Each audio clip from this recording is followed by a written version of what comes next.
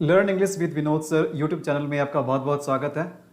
तो rapid practice series में आज हम स्पॉटिंग एरर्स कवर करेंगे और एसएससी सीएचएसएल 2020-21 के एग्ज़ाम में अब आप बहुत दिनों की टाइम नहीं बची हुई है, तो फटाफट हमारी प्रैक्टिस हो जाए। तो आज हम यहाँ पर स्पॉटिंग एरर्स के क्वेश्चंस को लगाएंगे और इसमें मैंने उन्हीं क्वेश्चंस को शामिल किया है जिस टाइप के क्वेश्चंस आपके एग्जामिनेशन में बार बार पूछे जाते हैं। तो यहाँ पर इन क्वेश्चन से ना केवल आपका प्रैक्टिस होगा स्पॉटिंग एरर्स का, बल्कि आप नए नए कंसेप्ट भी सीख पाएंगे। तो चलिए शुरू करते हैं। तो यहाँ पर स्क्रीन पे आपका पहला क्वेश्चन आ चुका है, तो यहाँ पर ध्यान देंगे सभी लोग। तो देखिए हमारा पहला क्वेश्चन क्या है, the container is full with water so I can't carry it for long distance at one go, no error. तो आपको बताना है कि इस सेंटेंस में क्या एरर है, यहाँ पर गलती कहाँ पर है, तो एरर को स्पॉट करना है। तो ध्यान दीजिएगा, आप लोग एक बार ट्राई करेंगे वीडियो को पॉज करके। तो देखिए यहाँ पर एरर क्या है, यहाँ पर हमारा इस क्वेश्चन में एरर है ऑप्शन 1 में, पहला ऑप्शन में। तो पहला ऑप्शन में एरर क्या है, ध्यान दीजिएगा, यहाँ पर जो हमारा वर्ड है फुल, फुल के साथ हम प्रीपोजिशन क्या करते हैं, फुल के साथ हम प्रीपोजिशन लगाते हैं ऑफ। क्या लगाते हैं, ऑफ लगाते हैं। सो सही एक्सप्रेशन होता है फुल ऑफ, ना कि फुल विथ, राइट। जैसे फुल हमारा क्या, फुल एडजेक्टिव है, फुल क्या एडजेक्टिव है, और फुल के साथ हम जब भी प्रीपोजिशन लगाते हैं तो क्या करते हैं, ऑफ लगाते हैं, full of. A glass full of water बोलते हैं ना, तो उसी प्रकार से यहाँ पर क्या होगा, the container is full of, with को यहाँ पर क्या करेंगे, विथ को हटाएंगे और विथ के जगह पे हम क्या करेंगे, ऑफ लगाएंगे। ठीक है। अगर हम फुल का जो वर्ब का फॉर्म होता है, अगर हम फुल का वर्ब का फॉर्म फील लिखें, FILL, फील, फील मतलब भरना होता है। ठीक है। तो फील क्या है, वर्ब है, फील क्या है, वर्ब है। तो अगर हम फील वर्ब को यूज करते हैं तो फील के साथ हम विथ लगा सकते हैं, फील के साथ हम विथ लगा सकते हैं, राइट। जैसे कहने का मतलब है the man field the container with water, तो आदमी ने क्या किया, उस कंटेनर को पानी से मतलब भर दिया। The man field the container with water, यहां पर सही है, लेकिन the container is full with water नहीं होगा, the container is full of water होगा। बात आपको समझ में आ रही है। तो इस क्वेश्चन का हमारा सही आंसर क्या होगा, ऑप्शन 1। ठीक है। आई होप कि आपको यहां से कुछ नया कंसेप्ट सीखने को मिला होगा। बढ़ते हैं अगले क्वेश्चन की ओर। क्वेश्चन नंबर 2 आपके स्क्रीन पे आ चुका है और देखो सेकंड क्वेश्चन क्या है। आप लोग कोशिश करना, सबसे पहले वीडियो को पॉज करके आप खुद से इसे अटेम्प्ट करो। ठीक है। उसके बाद सॉल्यूशन तो आपको मिल ही जाएगा, साथ ही साथ आप इसके कंसेप्ट के बारे में भी सीखेंगे। The first and decisive step in the expansion of Europe overseas was the conquest of Atlantic Ocean, no error. तो चलिए आप अपना टाइम लीजिए और फटाफट बताइए कि इस सेंटेंस में एरर कहां पर है। तो देखिए मैं आपको बताता हूं कि इस क्वेश्चन में एरर कहां पर है। ध्यान दीजिएगा, यहां पर हमारा सही आंसर होगा option 3। Option 3 is the right answer. तो ऑप्शन 3 में हमारा क्या क्या गड़बड़ी है। ठीक है। तो गड़बड़ यह है कि देखो अटलांटिक ओशन क्या है, जैसे आर्टिकल में आपने पढ़ा होगा, मैंने भी आर्टिकल में पढ़ा है कि कोई भी समुद्र के नाम के पहले, सी के नाम के पहले, ओशन के नाम के पहले, रिवर्स के नाम के पहले हम आर्टिकल, डेफिनेट आर्टिकल दी का प्रयोग करते हैं। तो कोई भी आपके ओशन का नाम हो, ठीक है, सी का नाम हो, रिवर का नाम हो, तो वहां डिजर्ट का नाम हो, तो वहां पर हम क्या करते हैं, डेफिनेट आर्टिकल दी लगाते हैं। तो आर्टिकल के चैप्टर में आपने पढ़ा होगा, जैसे दी पैसिफिक ओशन, हम कह सकते हैं दी पैसिफिक ओशन, प्रशांत महासागर, the Pacific Ocean, right, the Indian Ocean. तो यहां पर दी आपको लगाना है। प्रॉब्लम हमारा कहां पर है, यहां पर प्रॉब्लम है अटलांटिक के पास। ठीक है। अटलांटिक के पहले हम क्या करेंगे, यहां पर दी लगाएंगे। तो सही हमारा क्या हो जाएगा, दी अटलांटिक ओशन। आप में से बहुत सारे लोगों को लग रहा होगा कि यहां पर यूरोप की जगह पे यूरोपियन होना चाहिए, लेकिन ऐसा कुछ भी नहीं है। यूरोप ओवरसीज कहना यहां पर सही है। एक्चुअल प्रॉब्लम हमारा यहां पर लाई करता है, दी अटलांटिक ओशियन होना चाहिए। बात समझ में आई। तो हमारा इस क्वेश्चन का सही आंसर क्या था, सही आंसर था ऑप्शन 3। तो यहां पर क्वेश्चन देखो क्या कह रहा है, if you will finish your homework I will give you an ice cream, no error. तो चलिए बताइए क्या एरर है। मतलब देखो यहां पर सेंटेंस हमारा क्या कह रहा है कि अगर तुम अपना होमवर्क कंप्लीट कर लोगे, तुम अपना होमवर्क फिनिश कर लोगे, तो मैं तुम्हें एक आइसक्रीम दूंगा। तो बताओ यहां पर प्रॉब्लम क्या है। तो कंडीशनल सेंटेंस में आपने पढ़ा होगा, जिसे हम पहला फर्स्ट कंडीशन कहते हैं, या पर हम इसे ओपन कंडीशन भी कहते हैं। यानी हम कह सकते हैं कि जब फ्यूचर के दो सेंटेंसेस में से, मतलब दो क्लाउजेस में से एक क्लाउज आपके कंडीशन बताने का काम करे, तो वहाँ का टेंस क्या होना चाहिए। तो फर्स्ट कंडीशन वाले सेंटेंस में आपने पढ़ा होगा कि यहाँ पर जो हमारा इफ वाला क्लाउज होता है ना, इफ वाला क्लाउज, तो जिस सेंटेंस में इफ लगा रहता है उसे हम क्या कहते हैं, इफ क्लाउज कहते हैं। तो इफ क्लाउज जो हमारा पहला कंडीशन का होगा, जो हमारा कंडीशनल सेंटेंस पहला कंडीशन का होगा, पहले कंडीशन में होगा, जिसे हम ओपन कंडीशन भी कहते हैं। तो इफ क्लाउज के टेंस क्या होने चाहिए, इफ क्लाउज के टेंस होने चाहिए subject plus V1 V5 plus object. बात समझ में आ रही है। तो V1 V5 का मतलब है कि जिसमें हमें इफ दिखाई देगा उस वाले क्लाउज का जो टेंस होगा ना, हम उसे प्रेजेंट इंडेफिनिट में रखेंगे, यानी हमारा जो मेन वर्ब होगा वो V1 या V5 के फॉर्म में होगा। बात समझ में आ रही है। और उसके बाद जो हमारा मेन क्लाउज होगा जिसमें इफ नहीं होगा, तो मेन क्लाउज का जो हमारा रूल, मेन क्लाउज में क्या होगा, सिंपल फ्यूचर होगा, सब्जेक्ट प्लस शैल या will plus V1 plus object. बात समझ में आ रही है। तो यहां से हम कह सकते हैं कि यहां पर क्वेश्चन में प्रॉब्लम क्या है। तो ध्यान दीजिएगा, ये सेंटेंस हमारा इफ से शुरू हो रहा है, इसका मतलब ये पूरा का पूरा सेंटेंस हमारा क्या, इफ क्लाउज है। ये होमवर्क तक क्या है, इफ क्लाउज है। तो यहां पर प्रॉब्लम क्या हो गया, यहां पर विल नहीं होना चाहिए, क्योंकि इफ क्लाउज में हमारा जो सेंटेंस का जो रूल होता है ना, जो टेंस का जो रूल होता है ना, वो प्रेजेंट इंडेफिनिट होता है। मतलब केवल V1 या V5 होना चाहिए, यानी यहां पर शैल विल का कोई भी जगह नहीं है। तो इसलिए यहां पर हमें क्या करना है, यहां से इस पार्ट से हमें क्या करना, विल को हटाना है। ठीक है। तो सही सेंटेंस होगा if you finish your homework, right. If you will finish your homework नहीं, if you finish your homework I will give you an ice cream. तो सेकंड में देखो, सेकंड में विल लगना बिल्कुल सही है, यहां पर विल लगना गलत हो जाएगा। इसलिए गलत हो जाएगा क्योंकि इफ क्लाउज को हम रखते हैं प्रेजेंट इंडेफिनिट टेंस में, प्रेजेंट इंडेफिनिट टेंस में कभी भी हम शैल या विल का प्रयोग नहीं करते हैं। तो इस हिसाब से हमारे क्वेश्चन नंबर 3 में जो प्रॉब्लम है कहां पर है, ऑप्शन 1 में प्रॉब्लम है। यहां से विल हमें क्या करना होगा, रिमूव करना होगा। चलिए, तो ये रहा क्वेश्चन नंबर 4। आप लोग अटेम्प्ट कीजिए वीडियो को पॉज करके। आई होप कि आपने इस क्वेश्चन को अटेम्प्ट कर लिया होगा। चलिए, तो मैं बताता हूं कि इसमें प्रॉब्लम क्या है। तो देखो, सबसे पहले तो ये सेंटेंस क्या कह रहा है, ये सेंटेंस हमारा क्या कह रहा है, mister Gupta with his wife and younger brother were present at this station. तो मिस्टर गुप्ता अपनी वाइफ और अपने छोटे भाई के साथ कहां पर मौजूद थे, स्टेशन पे मौजूद थे, स्टेशन पे प्रेजेंट थे, राइट। तो प्रॉब्लम देखो क्या है, प्रॉब्लम यहां पर है ऑप्शन 3। ऑप्शन 3 में इस पार्ट में हमारा एरर है। तो देखो एरर क्या है, यहां से हमें वर को हटाना पड़ेगा, वर के जगह पे क्या करना पड़ेगा, वॉज लगाना पड़ेगा। तो एक तरीके से आप सोचोगे कि सर यहाँ पर सब्जेक्ट तो आपका मिस्टर गुप्ता भी है, उनके वाइफ भी है और उनके छोटे भाई भी हैं, तो यहाँ तो 3 सब्जेक्ट में तो 3 से 1 से ज़्यादा लोग हो गए, तो वर लगाने में क्या हर्ज है, तो वर लगाने में बिल्कुल हर्ज है। एक चीज़ ध्यान देना, शायद आपने सब्जेक्ट वर्ब एग्रीमेंट वाले रूल में पढ़ा होगा। तो देखो यहाँ पर प्रॉब्लम क्या है कि जब कभी भी प्रीपोजिशन आ जाए, क्या आ जाए, प्रीपोजिशन, और प्रीपोजिशन से पहले कोई नाउन या प्रोनाउन हो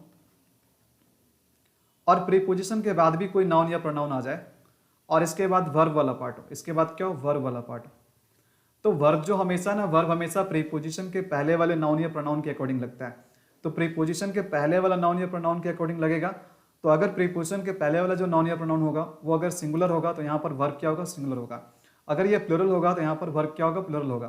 तो ये किस पर डिपेंड करता है, ये डिपेंड करता है उस नाउन और प्रोनाउन से जो कि प्रीपोजिशन के पहले आता है। तो ध्यान दीजिएगा, यहाँ पर हमें एक्चुअल सब्जेक्ट को समझना है। तो एक्चुअल सब्जेक्ट हमारा देखो क्या है, यहाँ पर प्रीपोजिशन विथ लगा हुआ है, तो विथ के बाद जो भी आ रहा है, विथ के बाद वाइफ आ रहा है, उसके बाद यंगर ब्रदर है, तो ये हमारा सब्जेक्ट नहीं, एक्चुअल सब्जेक्ट हमारा है मिस्टर गुप्ता, क्योंकि मिस्टर गुप्ता प्रीपोजिशन के पहले आ रहा है और जो प्रीपोजिशन के पहले आता है वही हमारा रियल सब्जेक्ट होता है। तो मिस्टर गुप्ता, देखो यहाँ पर मिस्टर गुप्ता केवल एक सिंगल व्यक्ति है, एक सिंगुलर सब्जेक्ट है, तो इसलिए यहाँ पर हम वर नहीं लगा सकते, वर लगाना यहाँ पर गलत हो जाएगा, वर के जगह पे यहाँ पर हमें वाज लगाना पड़ेगा। ठीक है। अच्छा, आप लोग इस पॉइंट को अगर अपने सब्जेक्ट वर्ब एग्रीमेंट का चैप्टर पढ़ा होगा तो आप लोग इस तरीके से भी मतलब रट करके पढ़े होंगे कि अगर हमें 2 सब्जेक्ट विथ या फिर विदाउट या फिर एज वेल एज या फिर टुगेदर विथ या फिर आपके अलॉन्ग विथ, इस तरीके के एक्सप्रेशन से जुड़ा हो तो हम हमेशा वर्ब को पहले वाले सब्जेक्ट के अकॉर्डिंग लगाते हैं, ये भी सही है, लेकिन इतना रटने की जरूरत नहीं है। सिंपल सा तरीका है कि अगर प्रीपोजिशन है और प्रीपोजिशन के पहले कोई सब्जेक्ट आया है और प्रीपोजिशन के बाद जो भी नाउन प्रोनाउन आया, हमको उससे मतलब नहीं है। मतलब हमें किससे होना चाहिए? मतलब होना चाहिए कि प्रीपोजिशन के पहले क्या रहा है, प्रीपोजिशन के पहले जो आएगा वही हमारा रियल सब्जेक्ट होगा, और वर्ब का प्रयोग भी हम उसी के अकॉर्डिंग करेंगे। बात समझ में आ रही है? चलिए बढ़ते हैं अगले क्वेश्चन की ओर। आई होप कि इस क्वेश्चन का आंसर आपको पता चल गया और कंसेप्ट भी आपको सीखने को मिला कि यहाँ पर प्रॉब्लम क्या था। ओके, सो इस क्वेश्चन का हमारा सही आंसर क्या था? ऑप्शन 3, यहाँ पर वर्ब के जगह पे वाज होना चाहिए। अब बढ़ेंगे अगले क्वेश्चन की ओर। क्वेश्चन नंबर 5 आपके स्क्रीन पे आ चुका है। चलिए आप लोग जवाब देने का कोशिश कीजिए। Rajni is planning to settle in Mumbai as soon as she retires in August the next year, no error. तो चलिए बताइए कि इस क्वेश्चन में एरर क्या है, फटाफट try fast. Okay, so I hope आपने इस क्वेश्चन को अटेम्प्ट कर लिया होगा। तो देखो यहाँ पर प्रॉब्लम क्या है, बहुत ही सिंपल सा प्रॉब्लम है। प्रॉब्लम देखो यहाँ पर ऑप्शन 3 में यानी थर्ड पार्ट में हमारा एरर है। देखो एरर क्या है, यहाँ पर नेक्स्ट ईयर क्या है? नेक्स्ट ईयर एक एडवर्ब है। नेक्स्ट ईयर क्या? एक एडवर्ब है। और कैसा एडवर्ब है? एडवर्ब ऑफ टाइम है। Next year, last year, today, tomorrow, ये सब क्या है? सब एडवर्ब है। और कैसा एडवर्ब है? एडवर्ब ऑफ टाइम, जो टाइम बताता है। तो एक बात ध्यान रखना कि आर्टिकल जो है ना, आर्टिकल ए, आर्टिकल एन और आर्टिकल दी, ये इन आर्टिकल का प्रयोग हम कहाँ करते हैं? इन आर्टिकल का प्रयोग हम करते हैं नाउन के पहले करते हैं। किसके पहले करते हैं? नाउन के पहले करते हैं, ना कि एडवर्ब के पहले करते हैं। तो बात यहाँ पर समझो, देखो नेक्स्ट ईयर हमारा क्या है? नेक्स्ट ईयर हमारा यहाँ पर नाउन नहीं बल्कि एडवर्ब है। ये एडवर्ब है, तो एडवर्ब के पहले हम आर्टिकल कैसे लगा सकते हैं? ठीक है, तो यहाँ पर आर्टिकल द को रिमूव करना पड़ेगा, क्योंकि एडवर्ब के पहले आर्टिकल नहीं लगाते हम आर्टिकल लगाते हैं नाउन के पहले। सो समझ में आया आपको ये बात? तो सही आंसर हमारा क्या? ऑप्शन 3 है। ठीक है, यहाँ से आपको द को रिमूव करना पड़ेगा। चलिए बढ़ते हैं अगले क्वेश्चन की ओर। अगला क्वेश्चन ये रहा आपके स्क्रीन पे, फटाफट आप लोग इसको अटेम्प्ट कीजिए, वीडियो को पॉज कीजिए, इसको अटेम्प्ट कीजिए। ओके, सो आपने अब तक अटेम्प्ट कर लिया होगा। देखिए यहाँ पर प्रॉब्लम क्या है सेंटेंस में। सबसे पहले मैं इस सेंटेंस को एक बार पढ़ता हूँ। The minister said that such statements would definitely lower the morale of our soldiers, no error। तो चलिए बताइए कि यहाँ पर प्रॉब्लम क्या है। बहुत ही सिंपल है और आप में से बहुत सारे लोगों ने इसका सही जवाब भी दिया, राइट। तो देखिए यहाँ पर प्रॉब्लम क्या है, बहुत ही सिंपल सा। यहाँ पर वर्ड से मतलब कंफ्यूजिंग वर्ड से रिलेटेड को यहाँ पर हमारा मिस्टेक है। तो सबसे पहले मैं पार्ट बता दूं किस पार्ट में गलती है। पार्ट हमारे थर्ड पार्ट में गलती है। और गलती क्या है, यहाँ पर मोरल नहीं होना चाहिए। देखो मोरल भी अपने आप में एक सही वर्ड है, लेकिन इसका मीनिंग कुछ और होता है। और इसी से कंफ्यूज होने वाला एक वर्ड और है, ठीक है। एक वर्ड और क्या है, MORALE। एक होता है मोरल, ये है मोरल, और एक होता है मोरल। बात समझ में आ रही है? जब हम मोरल बोलते हैं तो मोरल का मतलब होता है जब हम किसी चीज से कोई सीख लेते हैं, ठीक है। जैसे कोई स्टोरी वगैरह से हमें कोई सीख मिलता है, जैसे हम शिक्षा भी कहते हैं, मतलब नैतिक शिक्षा भी कह सकते हैं, ठीक है। तो वो मोरल हो गया, राइट। जैसे कि कभी भी हमने कोई घटना को देखा या कोई स्टोरी पढ़ा, कोई नोवेल पढ़ा, तो उस घटना से, उस स्टोरी से हमें क्या होता है, एक सीख मिलता है। तो उसी को हम क्या कहते हैं, मोरल कहते हैं। एक शिक्षा मिलना, उसको शिक्षा कहते हैं, राइट। एक लर्निंग, जो हमारे अंदर एक लर्निंग होता है, उसी को हम मोरल कहते हैं। आप इसे नैतिक शिक्षा भी कह सकते हो, राइट। लेकिन यहां पर जो एक वर्ड है, इसी से कंफ्यूज करने वाला मोरल, ठीक है। MORALE, इसको बोलते हैं मोरल, मोरल नहीं, इसको बोलते हैं मोरल। तो मोरल का मतलब क्या होता है? मोरल का मतलब होता है स्पिरिट। अब स्पिरिट का मतलब क्या होता है? देखो वैसे स्पिरिट का मतलब प्रेत भी होता है, बात समझ में आ रही है। लेकिन यहां पर स्पिरिट का मतलब क्या है? यहां पर स्पिरिट का मतलब है मनोबल। मनोबल जिसे हम कॉन्फिडेंस भी कह सकते हैं। बात समझ में आ रही है?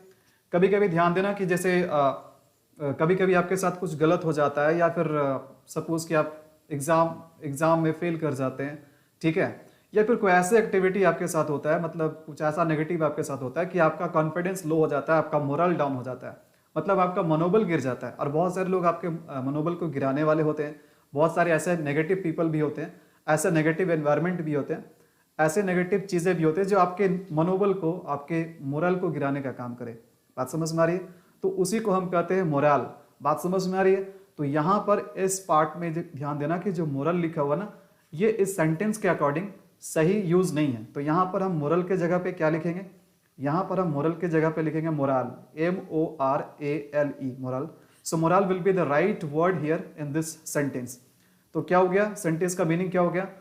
मिनिस्टर ने क्या कहा, मिनिस्टर ने कहा कि इस तरीके के जो स्टेटमेंट्स है ना वो हमारे आर्मी के जो हमारे सोल्जर्स है ना, हमारे सेना के क्या करेंगे, मोरल को डाउन करने का काम करेंगे। बहुत सारे लोग आप देखते होंगे कि हमारे सोल्जर्स को भी लोग टारगेट करने लगते हैं, ठीक है, जो हमारे लिए देश के सेफ्टी के लिए बॉर्डर पे अपने सब कुछ छोड़कर, अपने घर द्वार छोड़ करके, अपने जान जोखिम में डाल करके बॉर्डर हमारे देश की रक्षा कर रहे हैं। और बहुत सारे हमारे देश में भी ऐसे लोग होंगे जो आर्मी को भी टारगेट करने का काम करते हैं। तो ऐसे ऐसे स्टेटमेंट वगैरह, उसमें कुछ लीडर्स भी हो सकते हैं, तो ऐसे ऐसे जो स्टेटमेंट्स होते हैं क्या करते हैं, हमारे सोल्जर्स के मोरल को और भी क्या करते हैं, डाउन करते हैं, उसके मनोबल को गिराते हैं। बात समझ में आ रही है? चलिए बढ़ते हैं अगले क्वेश्चन की ओर। क्वेश्चन नंबर 7 आपके स्क्रीन पे आ चुका है। आप लोग बताइए, फटाफट जवाब दीजिए इसका। सो सेंटेंस क्या है? सेंटेंस है, he can't understand why she did not told him the reason for her absence. तो ये क्वेश्चन निहायत ही इजी क्वेश्चन है, बहुत ही आसान क्वेश्चन है। तो फटाफट आप लोग एक बार वीडियो को पॉज कीजिए और इसका आंसर बताइए। ओके चलिए मैं बताता हूँ। बहुत ही बेसिक से यहाँ पर गलती है। और बेसिक से देखो गलती क्या है, शायद आपने टेंस पढ़ा होगा तो आपको पता होगा कि डू और डू के जो अदर फॉर्म होते हैं डज और डीड, डू डज डीड। तो डू और डू के कोई भी फॉर्म आते हैं ना, तो उसके बाद आने वाला जो हमारा मेन वर्ब होता है वो हमेशा V1 होता है। ये हमेशा V1 होता है। अगर आपने नहीं इस बात को, आप पहले से इस बात को नहीं जानते तो आज आप जान लीजिए, आज इसको सीख लीजिए और आज आप इस बात को अपने दिमाग में फिट कर लीजिए। कभी भी डू या डू के कोई भी अदर फॉर्म आएंगे तो उसके बाद आने वाला जो हमारा मेन वर्ब होगा ना, वो हमेशा V1 के फॉर्म में होगा। बात समझ में आ रही है? तो देखो इस हिसाब से अब हम कह सकते हैं कि हमारा क्वेश्चन में प्रॉब्लम क्या है। क्वेश्चन में प्रॉब्लम देखो क्या है, यहाँ पर पहले से डीड लग चुका है, तो हम क्या जानते हैं कि डीड के बाद आने वाला वर्ब हमेशा V1 होता है।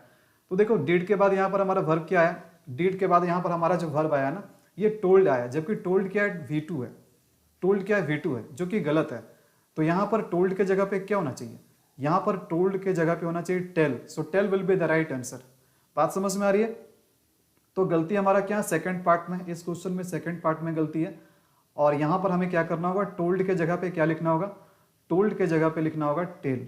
क्यों लिखना होगा? क्योंकि डीड यहाँ पर लग चुका है और डू के किसी भी फॉर्म के बाद आने वाला वर्ब हमेशा V1 के फॉर्म में होता है। आई होप कि आपको ये बात समझ में आया।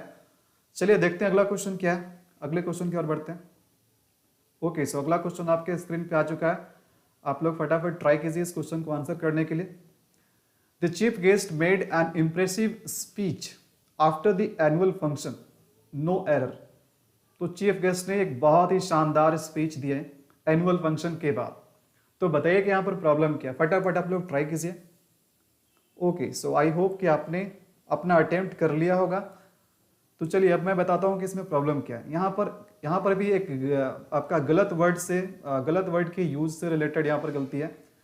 तो स्पीच के पहले जो एक्सप्रेशन होता है ना, ध्यान दीजिएगा, स्पीच के पहले हम कभी भी मेक नहीं लगाते। स्पीच के पहले मेक नहीं, हम स्पीच को डिलीवर करते हैं। स्पीच को हम क्या करते हैं, डिलीवर करते हैं, मेक नहीं करते हैं, डिलीवर करते हैं। तो एक बात हमेशा ध्यान दीजिएगा कि हम जब कभी भी स्टेज पे भाषण देते हैं, स्पीच देते हैं, तो हम स्पीच को क्या करते हैं, डिलीवर करते हैं, मेक नहीं करते हैं। बात समझ में आ रही है? तो यहाँ से आपको मेड को हटाना पड़ेगा और मेड के जगह पे क्या हम लिखेंगे, मेड के जगह पे हम लिखेंगे डिलीवर्ड। क्या लिखेंगे, इसके जगह पे हम लिखेंगे डिलीवर्ड। तो सही एक्सप्रेशन क्या होगा, the chief guest delivered, not made. ठीक है, the chief guest delivered N impressive speech after the annual function. तो इस हिसाब से हमारा गलती कहाँ पर है, पहला पार्ट में ही ऑप्शन फर्स्ट हमारा सही आंसर है। यहाँ पर मेड को हटाना और मेड के जगह पे हमें क्या लिखना है, डिलीवर्ड लिखना है। आई होप कि आपको ये भी क्लियर हो गया। ठीक है, चलिए अगले क्वेश्चन की ओर बढ़ते हैं हम लोग। अगला क्वेश्चन देखो क्या है, चलिए फटाफट आप लोग बताइए।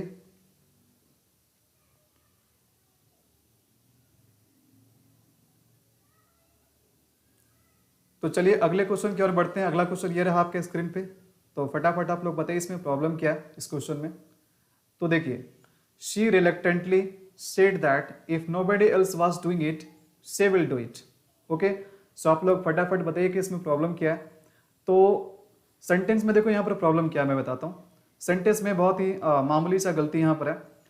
सो सी रिलक्टेंटली का मतलब क्या होता है, रिलक्टेंटली का मतलब होता है ना चाहते हुए भी। ठीक है, मतलब अनिच्छा से, जब आपकी कोई चीज करने की जब आप चाहत नहीं हो, ठीक है, आप अनविलिंग है उस चीज को करने के लिए, तो उसी को बोलते हैं रिलक्टेंट, ठीक है, उसी से बना रिलक्टेंटली। तो ना चाहते हुए भी वो उसने कही कि अगर इस काम को कोई और नहीं करेगा तो क्या करेगी, वो खुद करेगी। अगर कोई काम है और अगर कोई नहीं उस काम को करने जा रहा है तो वह उस काम को खुद करेगी। बात समझ में आ रही है? तो ध्यान दीजिएगा, यहाँ सेंटेंस को पढ़ने से पता चलता है कि पूरा स्टेटमेंट हमारा पास्ट का है। तो सेड, देखो सेड क्या, सेड हमारा V2 है। उसके बाद ध्यान दीजिए यहाँ पर भी वाज लगा हुआ, ये भी V2 है, यानी ये भी पास्ट है। देखो सेड भी पास्ट है और हमारा वाज भी पास्ट है। तो जब सब कुछ पास्ट है तो यहाँ पर विल को भी पास्ट के फॉर्म में लिखना पड़ेगा। और विल का पास्ट का फॉर्म क्या होता है? विल का पास्ट का फॉर्म होता है वुड। बात समझ में आ रही है? तो सही आंसर देखो, सही सेंटेंस हमारा क्या होगा, she reluctantly said that if nobody else was doing it she would do it. तो यहाँ पर विल के जगह पे हमें क्या लिखना पड़ेगा, वुड लिखना पड़ेगा। तो प्रॉब्लम कहाँ पर है, प्रॉब्लम 3 में है। सो आई होप कि आपको ये क्लियर हो गया प्रॉब्लम कहाँ पर है, प्रॉब्लम 3 में है, 3 पार्ट में। यहाँ पर विल के जगह पे हमें क्या करना पड़ेगा, विल के जगह पे वुड करना पड़ेगा। रीजन आपको पता है क्यों?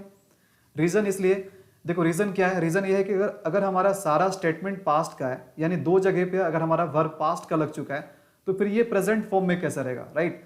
तो विल का पास्ट का फॉर्म क्या होता है, वुड होता है। आई होप ये क्लियर है। और हम आखिरी क्वेश्चन की ओर बढ़ते हैं, और इस वीडियो का आखिरी क्वेश्चन यहाँ पर आपके स्क्रीन पे आ चुका है। आप लोग ट्राई कीजिए इसको आंसर करने के लिए। एक बार वीडियो को पॉज करेंगे और इसे अटेम्प्ट करेंगे। चलिए, तो आई होप कि आपने इस क्वेश्चन को भी लगा लिया होगा। तो देखिए, सबसे पहले मैं सेंटेंस पढ़ता हूँ। Though child marriage has been banned, the custom still prevailed among some groups in India, no error. मतलब जो बाल विवाह है ना, वो क्या हो चुका है, बैन हो चुका है। वैसे तो हमारे देश में बहुत कुछ बैन हो चुका है, लेकिन फिर भी कई जगह पे वो चीज़ें चलती हैं, है ना। तो बाल विवाह क्या है, ये बैन हो चुका है। लेकिन ये जो रिवाज है ना, कुछ लोगों के, हमारे भारत में कुछ लोगों के ग्रुप में ये प्रचलन अभी भी है, ये रिवाज अभी भी है। तो प्रॉब्लम क्या है, ध्यान दीजिएगा। प्रॉब्लम ये है कि सभी बातें हम अभी प्रेजेंट में कर रहे हैं, है ना। जैसे हैज बीन बैंड, हैज क्या, प्रेजेंट है, मतलब ये बात पूरा कहाँ चल रही है, प्रेजेंट की हो रही है। और अभी भी हम ये कह रहे हैं कि अभी भी ये प्रथा क्या है ना, अभी भी ये रिवाज कुछ लोगों के बीच में क्या है, चलती है। तो अभी जब ये प्रेजेंट की बात हो रही है, तो फिर हमें वर्ब को पास्ट के फॉर्म में नहीं लिखना पड़ेगा। तो बहुत ही सिंपल सा प्रॉब्लम है। देखो यहाँ पर हमारा सही आंसर होगा ऑप्शन 3। और ऑप्शन 3 के जो पार्ट है ना, वहां पर गलती क्या है, गलती ये है जो प्रिवेल्ड है ना, प्रिवेल्ड क्या है, प्रिवेल्ड को हमने पास्ट फॉर्म में, देखो पास्ट फॉर्म में लिखा हुआ है, तो इसे पास्ट फॉर्म से इसे प्रेजेंट फॉर्म में लिखना पड़ेगा। और इसका प्रेजेंट फॉर्म क्या होगा, इसका प्रेजेंट फॉर्म होगा PREVAILS, प्रिवेल्स होगा, ठीक है। सो प्रिवेल्ड नहीं, प्रिवेल्स। बात समझ में आ रही, प्रेजेंट में। और प्रेजेंट के लिए हम क्या लिखते हैं, या प्रेजेंट के लिए हमारा वर्ब होता है V1 या V5। तो प्रिवेल्स V5 हमारा सही वर्ड होगा, सही यूजेज होगा, है ना। वैसे प्रिवेल का मतलब क्या होता है, प्रिवेल का मतलब होता है मौजूद रहना। प्रिवेल का मतलब होता है मौजूद रहना, ठीक है। मतलब कहीं पर कोई चीज किसी चीजों का प्रेजेंट होना, मतलब उपस्थित रहना, राइट। तो उसी को हम बोलते हैं प्रिवेल। प्रिवेल को शुद्ध हिंदी में बोलते हैं विद्यमान रहना। शायद आपने वर्ड सुना होगा सर, लेकिन विद्यमान बहुत ही खतरनाक वर्ड हो जाएगा आपके लिए। सिंपल से क्या है, मौजूद रहना। बात समझ में आ रही है। तो ये रहे आज के हमारे सेशन के 10 इंपॉर्टेंट स्पॉटिंग एरर्स के क्वेश्चंस। एंड आई होप कि इन क्वेश्चंस से आपको बहुत कुछ सीखने को मिला होगा, बहुत सारे आपके डाउट्स, आपके कंसेप्ट क्लियर हुआ होगा, ठीक है। मेरी कोशिश है कि छोटा वीडियो बनाऊं और 10-10 क्वेश्चन काफ़ी है। और देखो इसके जगह पे मैं 5 या 10 वीडियो कॉमन एरर का बना सकता हूँ, स्पॉटिंग एरर्स का बना सकता हूँ। इससे क्या होगा, छोटे छोटे वीडियो में आप बहुत ही आसानी से उसे देख पाएंगे, बहुत आसानी से आप उसे सीख पाएंगे। एक ही वीडियो में 50 या 100 क्वेश्चन शामिल करना संभव नहीं है, वीडियो फिर बड़ा हो जाएगा। तो इसलिए हमने इस वीडियो में केवल 10 क्वेश्चन शामिल किए हैं। और ऐसा नहीं है कि केवल 10 क्वेश्चन ही आपका ये मतलब प्रैक्टिस, कॉमन एरर का प्रैक्टिस हो गया, नहीं। और भी मैं अलग अलग वीडियोस में, है ना, स्पॉटिंग एरर्स के क्वेश्चन करवाऊंगा, ठीक है। इसके पहले लास्ट वीडियो में हमने वन वर्ड सब्स्टिट्यूशन के क्वेश्चंस करवाए थे। अभी आगे इडियम्स एंड फ्रेजेस के भी हम करेंगे, और PQRS यानी कि पैराजम्बल का भी करेंगे, क्लोज टेस्ट का भी करेंगे। तो बात समझ में आ रही, बस आपकी तैयारी कंटिन्यू रहनी चाहिए, क्योंकि अब की बार आखिरी बार आपको एग्जाम क्या करने, क्रैक करने, आपको एग्जाम को क्वालिफाई करने हैं। अगर किसी भी तरीके का कोई डाउट होगा तो आप नीचे कमेंट सेक्शन में लिखकर मुझे बताइए। इस वीडियो का फ्री PDF पाने के लिए आप हमारे टेलीग्राम चैनल से जुड़ जाइए। टेलीग्राम चैनल का लिंक आपको नीचे डिस्क्रिप्शन में मिलेगा। तो चलिए मिलते हैं आपसे अगले नेक्स्ट वीडियो में। Till then it's a good bye.